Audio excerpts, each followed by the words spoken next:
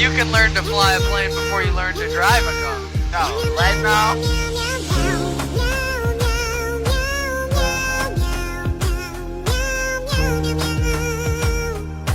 How airplanes fly explained in 30 seconds. First, the engine is responsible for creating a force